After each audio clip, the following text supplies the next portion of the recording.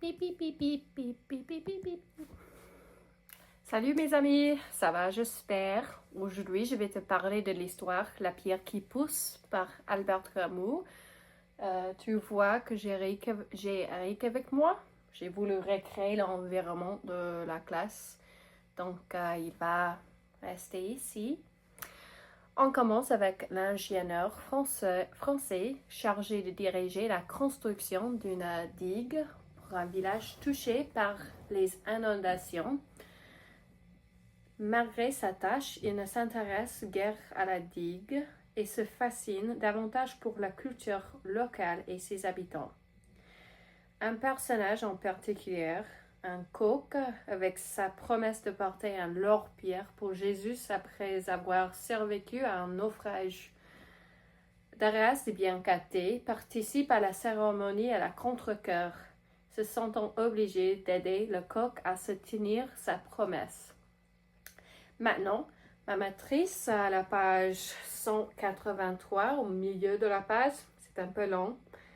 Malgré le poids qui commençait de lui broyer la tête et la nuque, il vit l'église et la chasse qui semblaient l'attendre sur le parvis. Il marchait vers elle et avait déjà dépassé le centre de la place quand brutalement, sans savoir pourquoi, il obliqua vers la gauche et se détourna du chemin de l'église, obligeant les pèlerins à lui faire face. Derrière lui, il entendait des pas précipités. Devant lui s'ouvraient de toutes parts des bouches. Il ne comprenait pas ce qu'elles lui criaient, bien qu'il semblât reconnaître le mot portugais qu'on lui lançait sans arrêt.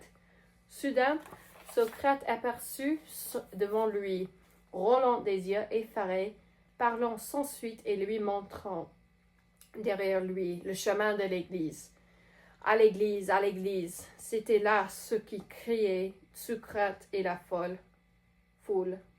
Darius continua pourtant sur sa lancée.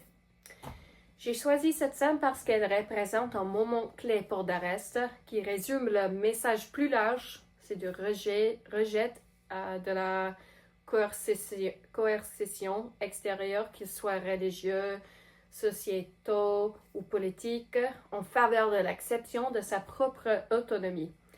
D'abord, on va parler du rejet du chemin tracé pour lui. Bien qu'accablé par la lourde pierre, il commence à marcher vers l'église.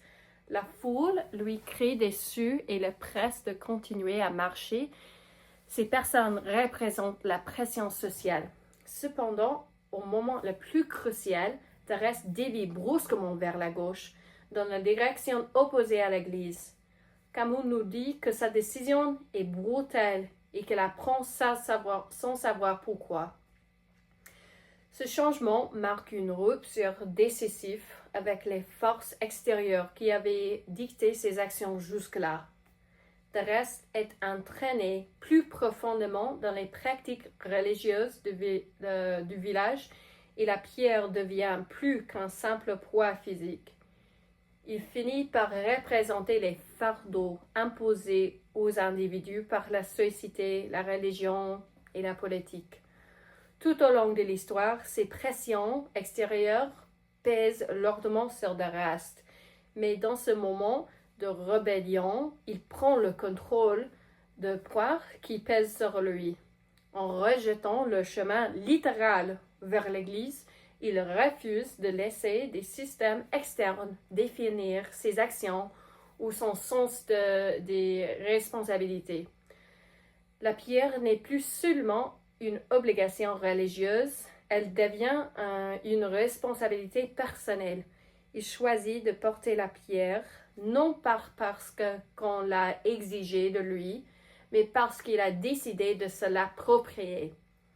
L'idée que Darius enlève le fardeau de la promesse au coq et le transfère sur lui-même part d'un point philosophique plus profond sur la façon dont l'homme construit sa propre réalité, en rejetant la notion de faux confort.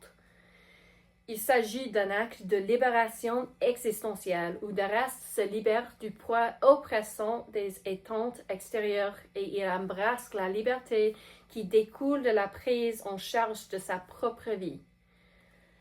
Son action n'est pas motivée par une pensée rationnelle, mais par un besoin interne, presque inconscient, d'affirmer son autonomie et de reprendre le contrôle de son propre chemin. Cet acte de rébellion correspond à la philosophie d'Albert Camus, en particulier à son point de vue sur l'absurde.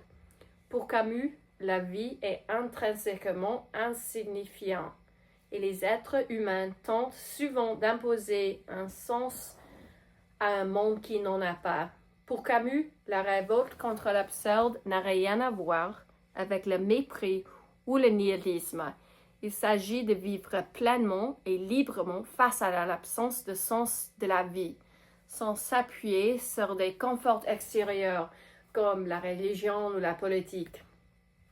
Le rejet de l'Église par de reste symbolise sa révolte contre l'absurde. À ce moment-là, la pierre devient quelque chose de personnel.